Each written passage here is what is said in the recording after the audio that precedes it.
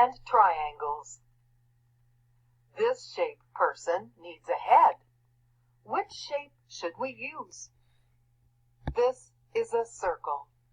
All of the edges of a circle are round, like this big button.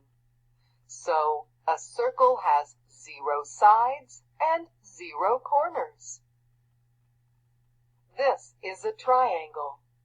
A triangle has 1, 2, 3 sides and 1, 2, 3 corners. Which of these two figures looks like the shape of a head? The circle is round like a head, so let's draw a circle and make a head for the shaped person.